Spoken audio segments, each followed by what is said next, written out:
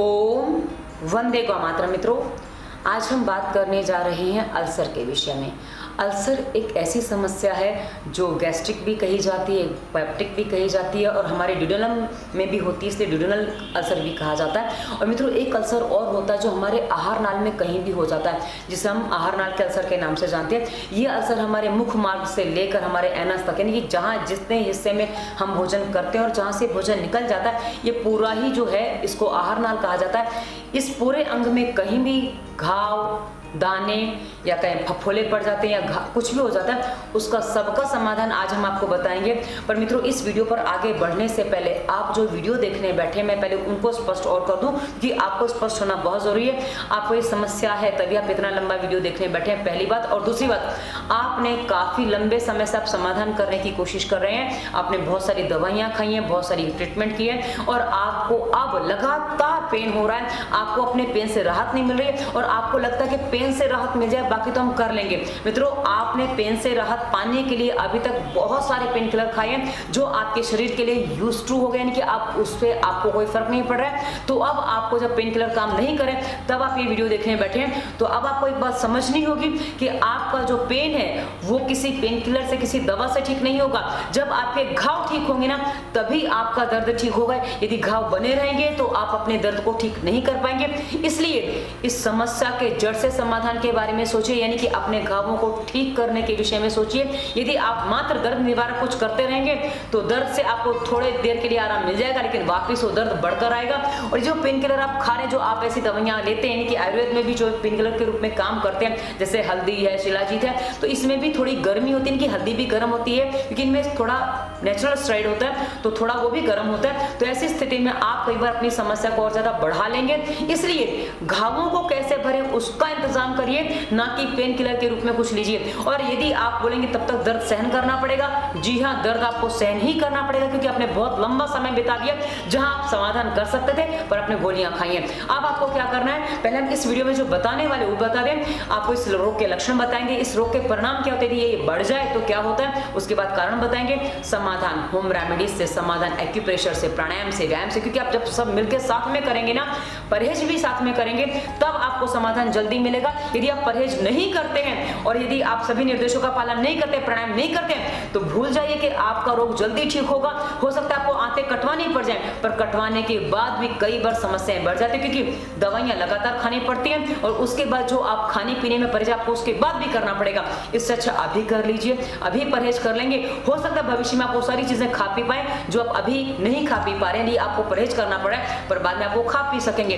पर ऑपरेशन के बाद आपकी स्थिति और ज्यादा विकट हो जाएगी, तो वो ज्यादा भयावह होती है। तो चलिए अब हम आपको बताते हैं इस रोग के लक्षण क्या हैं। मित्रों, इस रोग में क्या होता है, भोजन करने के बाद कई बार तुरंत पेट में दर्द होता है, यानी कि पेट जो हमारा जठर होता है, जठर में के हिस्से में भी कभी कभी दर्द होता है और कभी कभी जठर से जब भोजन आगे ड्यूडेनम की तरफ बढ़ता है तब उसमें दर्द होता है और ये दर्द कई बार असहाय भी हो जाता है, बढ़ भी जाता है तो असहाय हो जाता है। इसके अलावा मित्रों, एसिड बहुत ज्यादा बनता है, बहुत ज्यादा ऊपर को खाना आता है, सकता है जो आहार नाल में जो यहाँ होती है ना, ये हमारी जो अन्न नलिका होती है उसी में भोजन अटका पड़ा है, ऐसा कई बार लगता है। खट्टी डकारें आती हैं, डोकी आती है, उल्टी जैसा लगता है कि वो होता है, पर उल्टियां नहीं होती, किसी किसी को उल्टियां हो भी जाती हैं और पेट में सूजन, जलन, चुभन जैसा महसूस होता है, भूख में कमी आ जाती है क्योंकि दर्द के कारण भूख, कुछ खाने पीने की इच्छा ही नहीं होती है।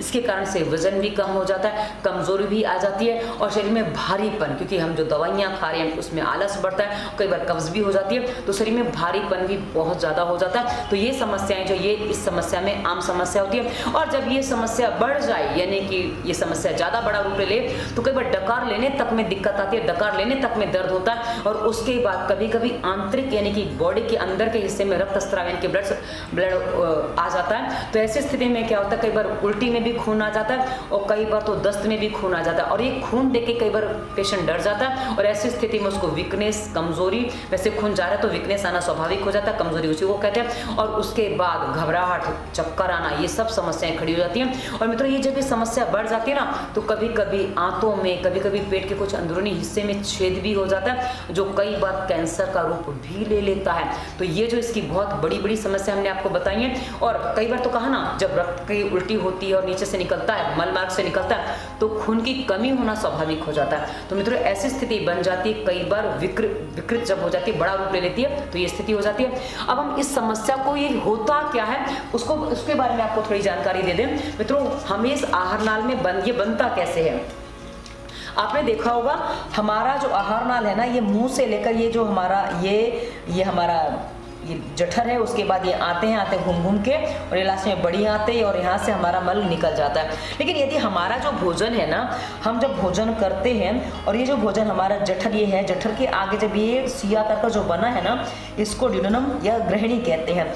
इस ग्रहणी में जब भोजन जाता है तो ग्रहणी में जो है ना, ये लीवर जो है ना, यहाँ से एक पितरस आता है, जो यहाँ पित्ताशय की थैली में इकट्ठा होता है, वो पितरस यहाँ आता है, ये पेनक्रियास से पेनक्रियास जूस यहाँ आता है, और आंतों का आंतरस भी यहीं इकट्ठा होता है। तो जितने भी हमारे जूस होते हैं ना, ये हमारे सारे के सारे जूस जो हमारे यहाँ पे ड्यूडेनम में मिलते हैं, इनके ग्रहणी में मिलते हैं, ये सारे के सारे एसिडिक होते हैं। क्योंकि एसिडिक इसलिए होते हैं क्योंकि इनको भोजन को पचाना होता है, और ये एसिडिक जूस जो हमारे शरीर में होते हैं। और यदि हमारा भोजन भी एसिडिक है, क्योंकि सबसे बड़ा कारण ये एसिडिक भोजन ही है। मित्रों एसिडिक भोजन का मतलब क्या होता है, हम जो भोजन करते हैं तला भुना तीखा मसालेदार एकदम चटपटा जो भोजन होता है ना, अब मैं आपको बता दूं ये भोजन कैसा होता है। खाते समय मुंह जलता है, कई बार आंख और नाक से पानी भी आता है, उसके बाद गला जलाता है, उसके बाद छाती जलाता है, उसके बाद पेट में भी जलन होती है, और जब निकलता है तो मल मार्ग में भी ये जलन दिए बिना नहीं जा पाता है। तो ये जो भोजन हम करते हैं ना मित्रों, ये हमारे पेट के लिए बहुत ज्यादा हानिकारक होता है। ये भोजन एसिडिक होता है, पेट में एसिड है और भोजन भी आपने एसिडिक ले लिया है, तो ये आपके पेट में एसिड की मात्रा और ज्यादा बढ़ा देता है, जिसके कारण से छाले हो जाते हैं, जिसके कारण से घाव बन जाते हैं। तो ये बहुत बड़ा कारण है। अब इस भोजन में क्या क्या शामिल होता है वो भी आपको बता दूं।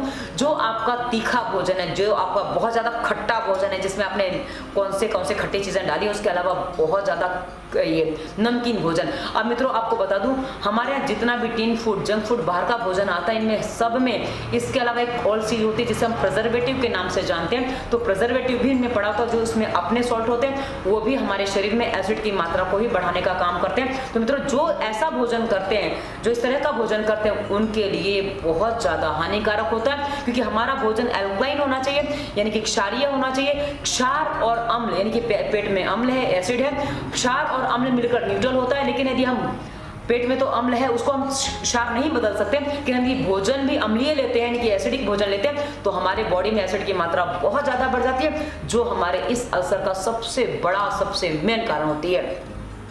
उसके बाद मित्रों दूसरा जो बड़ा कारण है ना, हमारे नशीले पदार्थों का सेवन। नशीले पदार्थों में क्या क्या लेते हैं, शराब है, सिगरेट है, तंबाकू है, बीड़ी है, ये गुटखा है, उसके अलावा हुक्का है, अल्कोहल है, और ये कोल्ड ड्रिंक, चाय, कॉफी, ये सब हम नशे को ही मानते हैं, नशे के रूप में ही मानते हैं, क्योंकि ये सब हमारे शरीर के लिए बहुत ज़्यादा नुकसान करते हैं। उसके अलावा चरस, अफीम, गांजा, इसको तो हम अलग गिन रहे हैं क्योंकि ये सब लोग नहीं लेते हैं, पर हाँ नॉर्मल लोग जो नशा करते हैं, हम आपको वो बता रहे हैं, वो भी इसी में शामिल हो जाता है, क्योंकि उसको अलग नहीं कह सकते।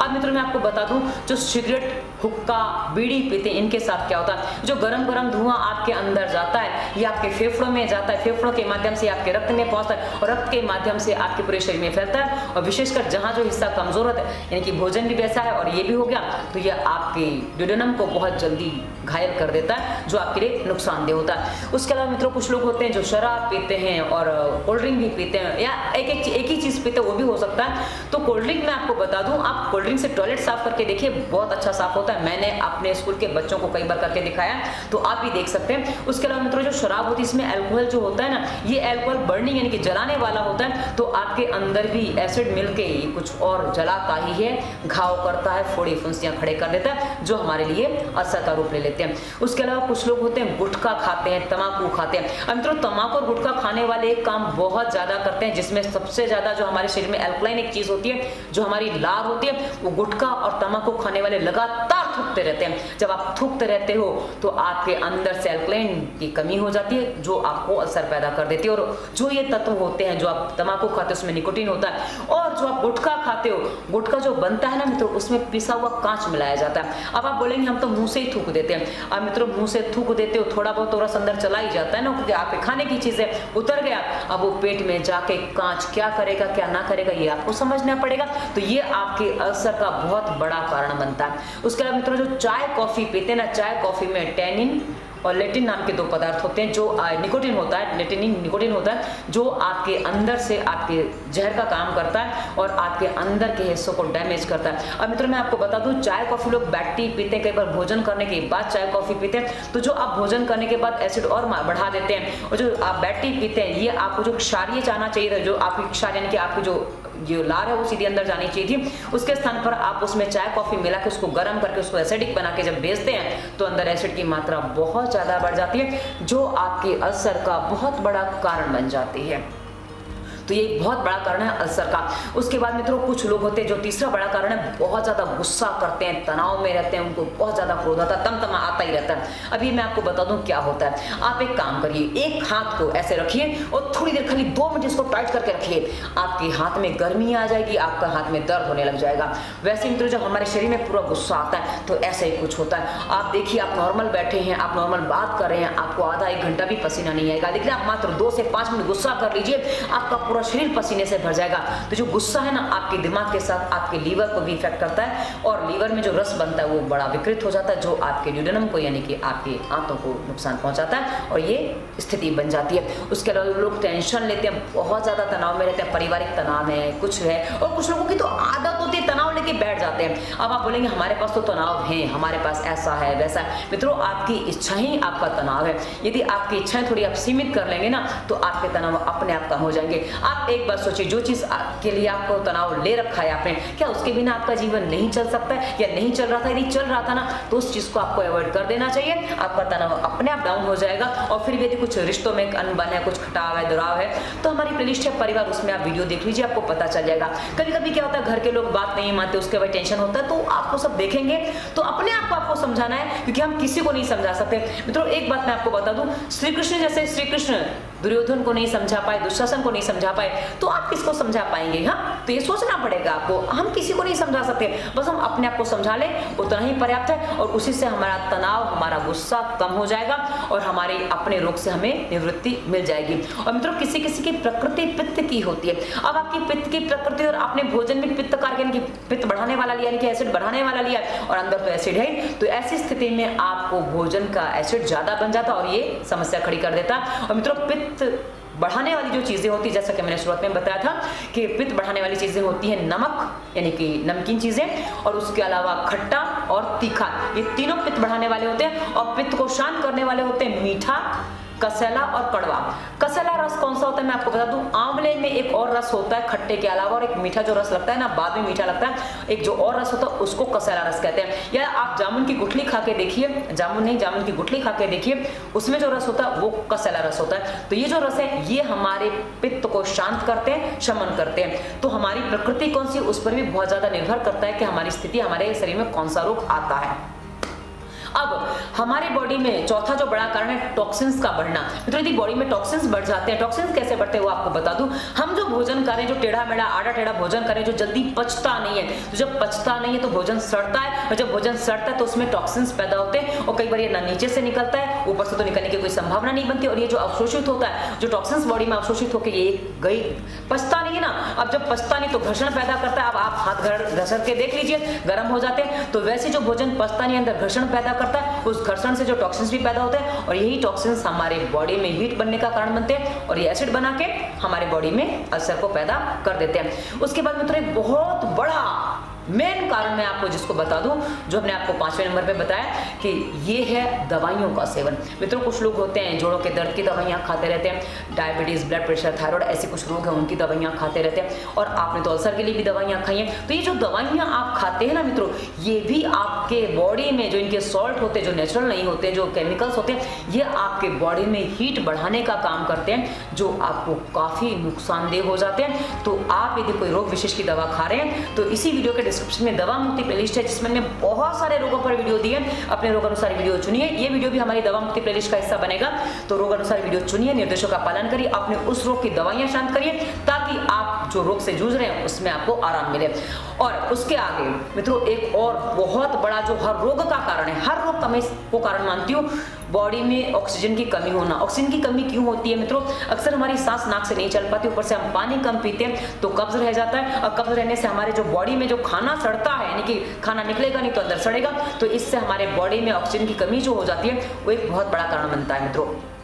अब आप बोलेंगे हमारा तो नाक से ही सांस चलता है। आपको मैं एक छोटा सा उदाहरण दे दूं, यदि आप 100 सीढ़ियां चढ़ने जाते हैं और उसमें आपका सांस ऐसे चलने लग जाता है, इसका मतलब है कि आपकी नाक से सांस नहीं चलती। आप बोलेंगे 100 सीढ़ियां चढ़ने में तो सांस फूलेगा ही नहीं। आप 100 सीढ़ियां नहीं, आप 500 सीढ़ियां चढ़े तो भी आपका सांस फूल सकता है, पर मुंह नहीं खुलना चाहिए सांस लेने के लिए, तो आपका नाक से सांस चलता है ऐसा माना जाएगा। यदि ऐसा नहीं है तो इसी वीडियो के डिस्क्रिप्शन में मैं पहली प्लेलिस्ट दवा मुक्ति दी है बता दी, अगली प्लेलिस्ट हमने दी है कौन सी, ये स्वास्थ्य नियम की। स्वास्थ्य नियम प्लेलिस्ट में आप अपने रोग देखेंगे कि आपको क्या करना है। मित्रों नाक से सांस चलने के लिए हम एक प्रयोग बताते हैं। आप नाक में तेल डालिए, नाक में तेल डालिए, आपने घर में बना है तो घी भी डाल सकते हैं आप। आपको कैसे डालना है अभी हम आपको लगा के दिखा देते हैं। आप एक काम करिएगा कि आपको क्या करना है, ऐसे तेल ले लेना है। मैंने रंग पहले लगाए, क्यों लगाया वो भी मैं आपको बताऊंगी।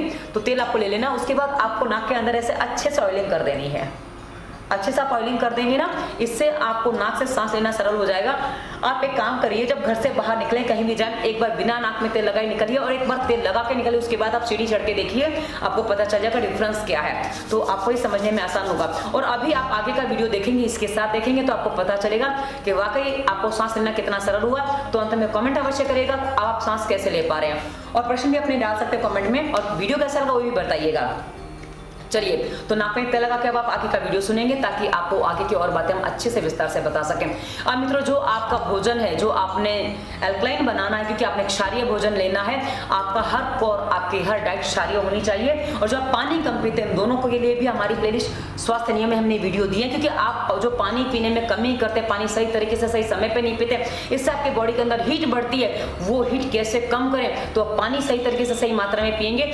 आपको यहाँ यदि पित्त बहुत ज्यादा बढ़ा हुआ है, गर्मी बढ़ी हुई है, तो आपको वजन बटा 10 या वजन बटा 15 इससे कम पानी नहीं पीना है। आपका जो वजन है उसको आप 10 या 15 से भाग देंगे, मैंने 10 से दीजिए। यदि आपको उतना पानी सही पड़ता है तो वही पिएंगे, तो आपके बॉडी के अंदर की जो गर्मी है वो जल्दी शांत हो जाएगी। पर आप भूख की कमी है, खाने की इच्छा नहीं तो बात अलग है, वो तो आप पानी पिएंगे तो हो जाएगा, पर भूख ही नहीं लगती है तो वजन बटा 15 पानी पीजिए तो अच्छा है आपके लिए, पर नहीं तो वजन बटा 10 पीजिए, वो बेटर है आपके लिए। चलिए अभी आपको पानी कितना पीना, कैसे पीना वो देख लीजिएगा। उसके बाद हर कोर हर डाइट को अल्कलाइन कैसे बनाएं। आप जितना भोजन चबाएंगे ना मित्रों, उतना ही आपकी डाइट अल्कलाइन बनेगी। मित्रों आप हर डाइट को अल्कलाइन बना के अपने शरीर में उतार सकते हैं, ये आपके लिए बहुत अच्छा काम करेगा, ये आपके बॉडी में बहुत अच्छा काम करता है। आपको कैसे करना है, आप भोजन इतना चबाइए कि आपको पानी मन के भोजन उतर जाए। आप बोलेंगे ऐसा कैसे, हमको तो पानी पी के भोजन उतारना पड़ता है। यदि आप पानी पी के भोजन उतारें, इसका मतलब है कि आप अपने कोर को, अपने खाने को अल्कलाइन नहीं बना रहे, और ये भोजन जब आप मुंह से नहीं पचाएंगे तो आपका आंतों में जाके भी नहीं पचता और ये भोजन सड़ता है, तो टॉक्सिन्स बना देता है। तो मित्रों आपको भोजन इतना चबाना है कि आपका पानी बनके उतर जाए, और पानी ऐसे पीना है, लिक्विड ऐसे पीना है जैसे आप चाय पीते हैं, उतने आराम से आप लिक्विड लेंगे तो ये आपका पूरा हर घूंट अल्कलाइन बन जाएगा, जो आपकी बॉडी में अल्कलाइन बढ़ा देगा और आपके एसिड का स्तर कम कर देगा। अब उसके बाद हम आपको बता देते हैं आपको प्राणायाम क्या क्या करना है, उसके बाद दिनचर्या और एक्यूप्रेशर भी आपको बताऊंगी। प्राणायाम में आपको, यदि आपकी पित्त की प्रकृति है, आपकी बॉडी में पित्त बढ़ा हुआ है, तो आप सबसे पहले भस्त्रिका प्राणायाम करेंगे एकदम नॉर्मल सांस पे। अगली प्लेलिस्ट है संपूर्ण प्राणायाम, उसमें आपको प्राणायाम के सारे वीडियो मिलेंगे। आप पहले पीठ सीधी करके बैठ जाइए, आपकी पीठ सीधी जो रहेगी आपके नॉर्मल कपड़े में सलवटें नहीं पड़नी चाहिए, यहाँ नाड़ा आता है इसलिए कपड़े में यहाँ सलवटें पड़ रही हैं। तो आप जो बैठेंगे ना, आपको मैं बता दूं पद्मासन में भी आप बैठ सकते हैं, ये देखिए। उसके बाद सलवटें और कम हो गई हैं, तो आप देख सकते हैं कि आपको क्या करना है। इसके बाद आपको भस्त्रिका करनी है। यदि आप ऐसे नहीं बैठ पाते, आप सहारा लेके बैठ जाइए, हमने स्वास्थ्य संपूर्ण प्राणायाम प्लेलिस्ट में सारी बातें बताई हैं।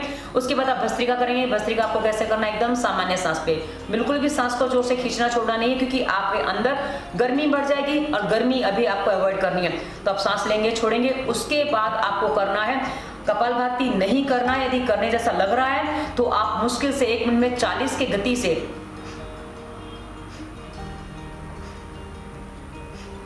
इस गति से ज्यादा आप कपालभाति नहीं बढ़ाएंगे। और आप इस गति से, यदि गर्मी नहीं बढ़ रही आपकी बॉडी में, तो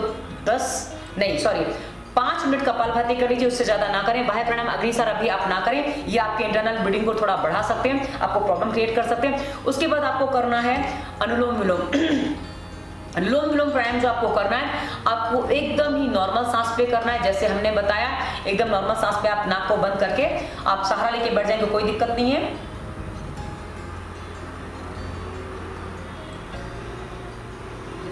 आपको पता भी नहीं चलेगा मैंने कुछ किया है, पर हाँ वीडियो देखेंगे आपको वहां पता चल जाएगा संपूर्ण प्राणायाम में।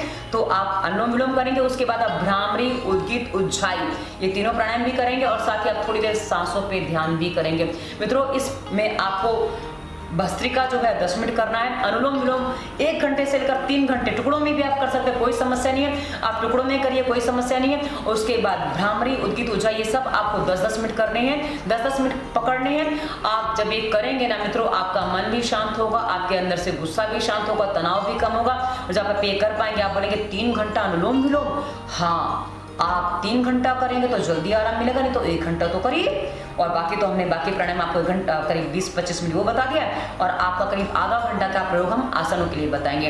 मित्रों आपको जितनी जल्दी ठीक होना, क्योंकि अनुलोम विलोम एक ऐसा प्राणायाम है ना जो आपके घावों को इंटरनली हीलिंग करने में बहुत अच्छा काम करता है, इसलिए अनुलोम विलोम प्राणायाम पे आपको विशेष ध्यान देना है। उसको जैसे हमने बताया वैसे ही आपको बहुत शांति से एकदम आराम से करना है, बिल्कुल सांस रोकने की अभी आपको जरूरत नहीं है, बहुत शांति से करिएगा, आपको बहुत जल्दी रिलीफ मिलेगा। आप करेंगे तो आपको पता चलेगा, विद इन 1 से 2 दिन में ही आपको आराम मिलने लग जाएगा। अब हम आपको एक्यूप्रेशर बता देते कि आपको एक्यूप्रेशर में क्या क्या करना है। मित्रों हमारी आंतों के जो पॉइंट होते हैं ना, ये मैंने रंग पहले से इसलिए लगा के रखा था, मुझे नाक में जो तेल लगाना होता है उसके बाद ये रंग ठीक से लगता नहीं है। मित्रों ये रंग जो मैंने लगाया है, आप चाहे तो इसमें पत्ते का कोई भी आपके आसपास नेचुरल पत्ते हो ना, उनको पीस के आप नेचुरल कलर भी लगा सकते हैं, आप हाथ पे ऐसे पूरा भी लगा सकते हैं, कोई दिक्कत नहीं है, चलेगा। यदि आपको कलर ही लगाना है, हरा कलर आपको कहाँ लगाना है, ये आपको थोड़ा नीला जैसा दिखेगा।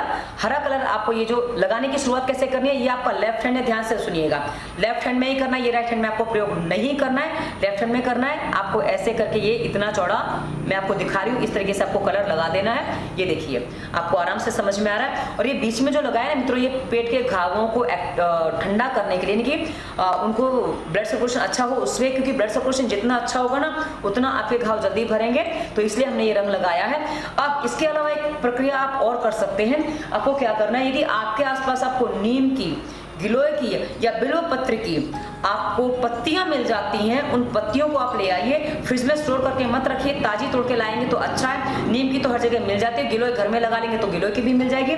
आपको क्या करना है, पत्तियों को लेना है। मेरे पास अभी नीम गिलोय नहीं था, क्योंकि मैं अभी नीचे गई नहीं हूँ, मैं घर में ही रह गई थी काम करने के लिए, तो मैं आपको दूसरी पत्तियों से बता रही हूँ, क्योंकि मेरे पास दूसरी पत्ती थी। आपको नीम गिलोय नहीं मिल रहा है तो आप दूसरी पत्तियां भी ले सकते हैं। ये मैंने मोगरे की डंडी है, मोगरे की पत्ती ले रही हूँ मैं।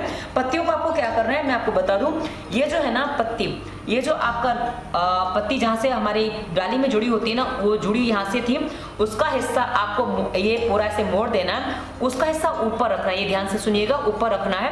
और इसमें भी आपको एक बात बता दूं, इसमें जो सबसे बड़ी पत्ती ये है, आप देख सकते हैं सबसे नीचे पत्ती ये थी, उसके ऊपर ये थी, उसके ऊपर ये थी। तो हमें कैसे करना है, जो सबसे बड़ी पत्ती है ना उसको पहले लेना है। यदि आप जब पत्ती तोड़ेंगे ना, आपको ध्यान क्या रखना है, जो पत्ती पहले तोड़ी वो सबसे पहले यूज करनी है, उसके बाद दूसरी पत्ती, उसके बाद तीसरी पत्ती, ऐसे यूज करनी है।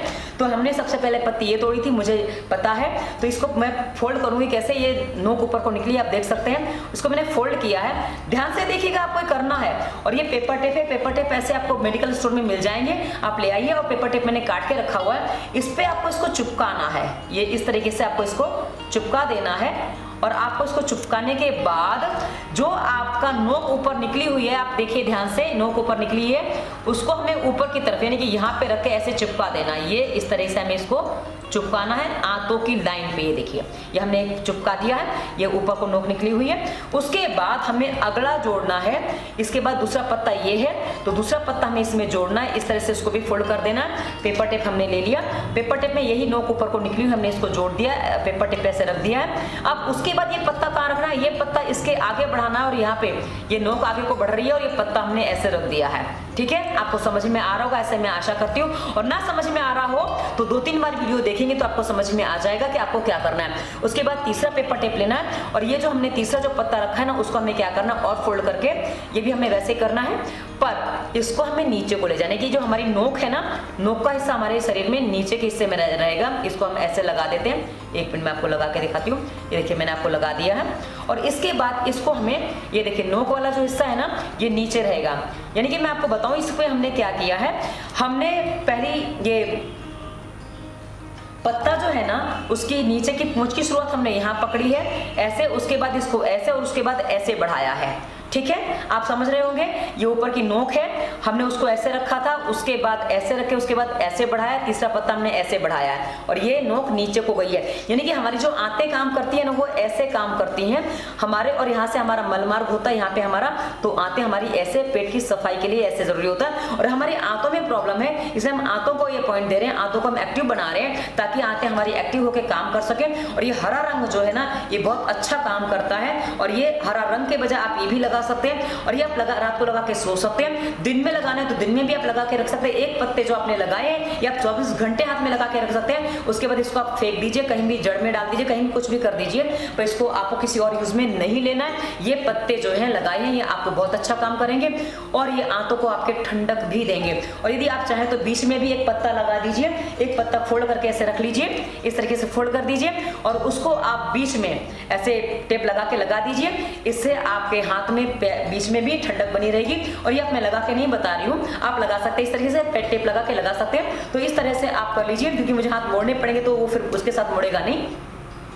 रात को लगा के सो जाइए, बहुत अच्छा काम करेगा। और दिन में आप लगा के, हाँ भोजन कर लिया है और भोजन करके 3-4 घंटे हुए खाली पेट हैं तो आप इन पॉइंटों को ऐसे दबा भी सकते हैं। मित्रों और कुछ नहीं बताऊंगी क्योंकि आंतों के पॉइंट हैं, खाली पेट करिए या फिर भोजन के 3-4 घंटे बाद करिए ताकि आपको समस्या ना आए। और ये जब आप दबाएंगे ना थोड़ा पेन हो ऐसे दबाइएगा ताकि आपके आंतों के पॉइंट एक्टिव हो जाए और वहां आपका ब्लड सर्कुलेशन ठीक से हो सके। पर इसको प्राणायाम के साथ करिएगा, बिना प्राणायाम के करने से कभी कभी रक्तस्राव हो सकता है तो समस्या हो जाएगी। तो प्राणायाम ना करें तो आप पॉइंट ना दबाएं, तो खाली आपके पॉइंट लगा लें, दिक्कत नहीं है। पर हाँ प्राणायाम करना आपके लिए मस्ट है, अनिवार्य। प्राणायाम करेंगे तो जल्दी काम होगा, अन्यथा वही घाव आपके भरने में हफ्ते 10 दिन लग जाएंगे बाकी प्रयोगों के साथ। अब हम आपको बता देते हैं कि आपको दिनचर्या क्या अपनानी है। मित्रों दिनचर्या में सबसे पहले आप जो है हर चीज खा पी नहीं पा रहे, पहले ये आपको ध्यान रखना होगा।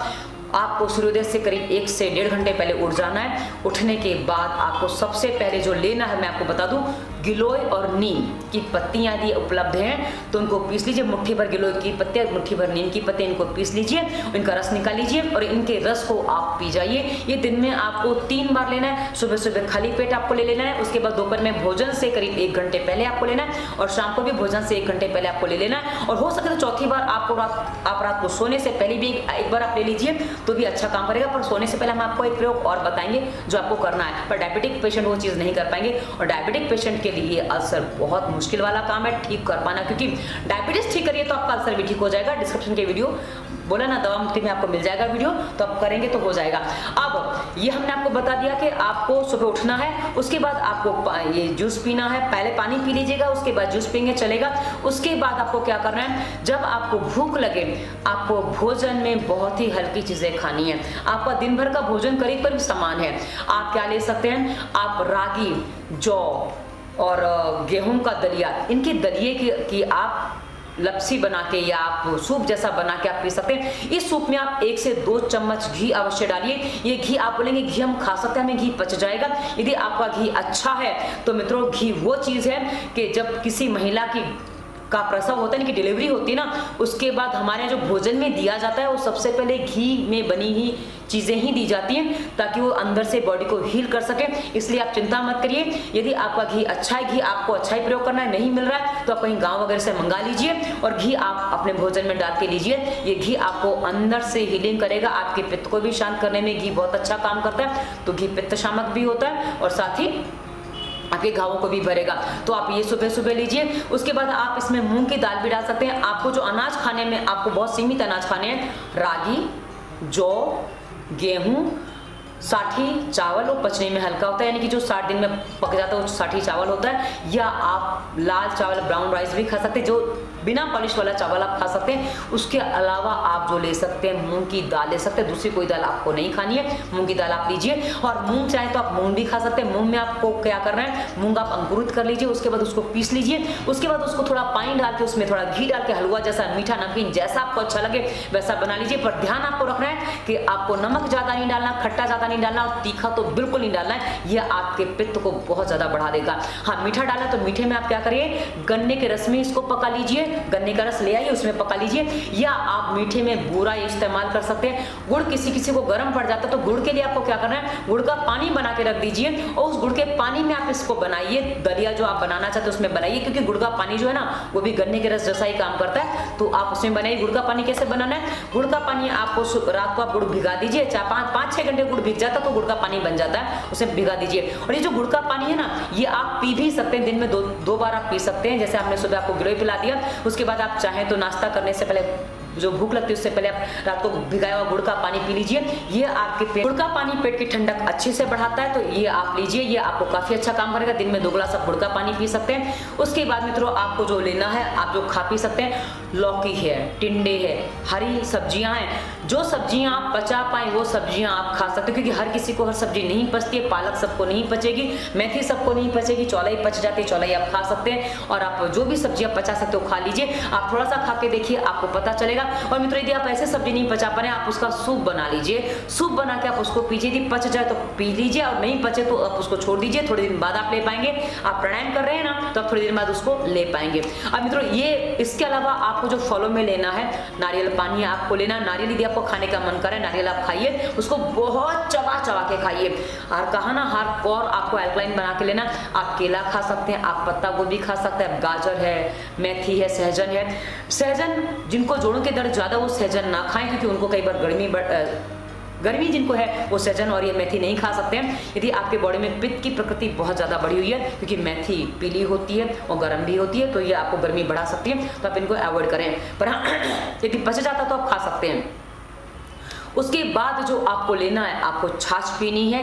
सुबह दही जमाइए, दोपहर को उसकी छाछ बना के, एकदम सादी छाछ आपको लेनी है। छाछ में आप जीरा, धनिया पिसा हुआ इसका पाउडर डाल दीजिए, उसमें हल्का सा काला नमक आप डाल के ले सकते हैं। और चाहें तो इसमें आप हल्की सी काली मिर्च, नाम मात्र की 1 चुटकी काली मिर्च आप डाल के ले सकते हैं। और नहीं तो काली मिर्च ना डालें, अच्छा है, क्योंकि काली मिर्च थोड़ा भूख को बढ़ाती है, तो हमने आपको बता दिया। पर हाँ आप चाहे तो हरा धनिया भी डाल सकते हैं, थोड़ा सा जो चटनी बनाते हैं ना, पर धनिया की चटनी होनी चाहिए, उसमें मिर्ची नहीं होनी चाहिए, अदरक नहीं होना चाहिए, कुछ और नहीं होना चाहिए। तो आपको धनिया पुदीना की चटनी बना के भी आप इसमें छाछ में डाल सकते हैं, वो भी आपको काफी अच्छा काम करेगा। उसके अलावा आप दूध पचा पाए तो दूध अवश्य पीजिए। रात को घी दूध मिला के आप पिएंगे, ये आपका अंतिम आहार होना चाहिए। अंतिम आहार कैसे, आपने भोजन कर लिया, पानी पीना था, पानी पीने का समय हो चुका है, अब आप जो यानी कि आपने भोजन सूर्यास्त से पहले ही कर लेना है। उसके बाद आपको 9-10 बजे सो जाना है। अब उससे पहले आपको क्या करना है, दूध पीना है, पानी पी लीजिए। दूध पीना है, पानी के आधे घंटे बाद आप दूध पिएंगे।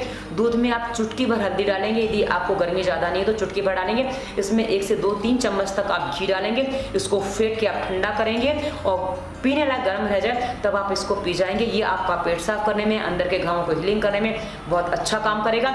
उसके बाद आपको एक प्रयोग और करना है, जी हाँ, ये सोने से पहले आपको प्रयोग करना है। ये क्या करना है, आपको 5 से 10 ml जितना शहद आपको अपने मुंह में लेना है।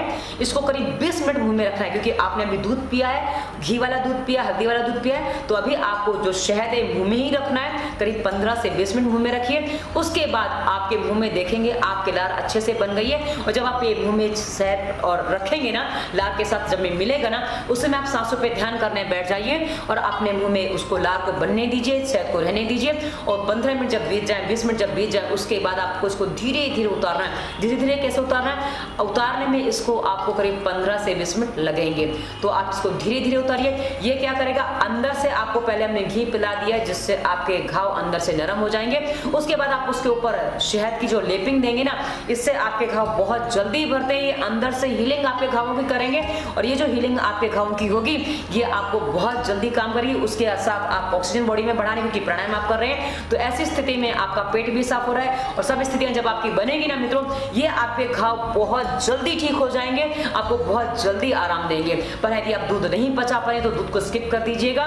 दूध की जगह आप गुनगुना पानी भी ले सकते हैं। पर हाँ, गुनगुना गुना पानी पेट साफ करने के लिए आप ले रहे हो, उसमें घी डाल के भी आप ले सकते हैं। पर यदि दूध पचता है, क्योंकि दूध और घी दोनों ही पित्त शामक होते हैं, इसलिए हमने दूध घी बताए। पानी गर्म है तो गर्म प्रभाव देगा, इसलिए हम पानी ज्यादा नहीं बताते, पर हम दूध घी लेंगे तो ज्यादा अच्छा काम करेगा। हल्दी भी घाव भरती है, पर ज्यादा नहीं लेनी, क्योंकि आपकी पित्त की प्रकृति है, गर्मी बढ़ी हुई है और हल्दी भी गर्म होती है, तो ज्यादा हल्दी आप नहीं ले सकते।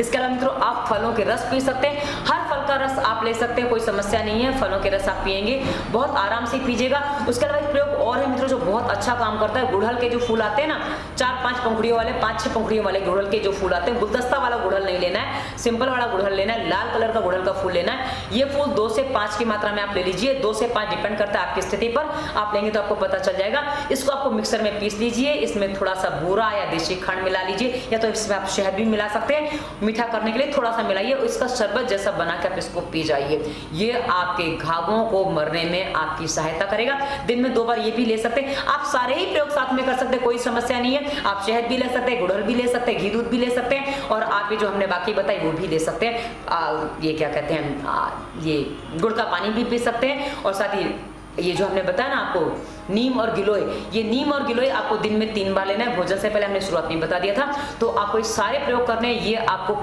पूरा लाभ देंगे। अब मित्रों हमने अपनी तरफ से आपको सारे प्रयोग बता दिए हैं। अब आपने नाक में तेल लगाया था, अब आपको कैसा लग रहा है, सांस लेने में कितना आपको आराम मिल रहा है, वो मुझे कमेंट करके अवश्य बताइएगा, ताकि मुझे भी पता चले आपने नाक में तेल लगाया या बस खाली हवा में सुना। तो मित्रों ये हमने आपकी समस्या का संपूर्ण समाधान बताया। अब इस समस्या पर आसन आपको प्रयोग कौन कौन से करने, क्योंकि आसन मैं इस वीडियो में नहीं बता पाऊंगी, आसन के लिए मैं अलग से वीडियो दूंगी, जो हमारी इसी वीडियो के डिस्क्रिप्शन में रोग अनुसार योग है, उस प्लेलिस्ट में आपको वीडियो मिलेगा। तो आसन बहुत ज्यादा नहीं है, पर हाँ बहुत आराम से आपको आसन करने होंगे, तो आसन के लिए वीडियो वहां देखिएगा। ये वीडियो कैसा लगा अवश्य बताइएगा। डिस्क्रिप्शन के सभी लिंक, स्वास्थ्य नियम, प्राणायाम, व्यायाम, हर समस्या का समाधान, और साथ ही इंस्टाग्राम, फेसबुक, ट्विटर का लिंक और हमारा नंबर भी आपको डिस्क्रिप्शन में मिलेगा। फॉलो करिए और समाधान लीजिए। यदि आपको हमसे बात करनी है तो नंबर आपको उपलब्ध है। धन्यवाद। वंदे मातरम।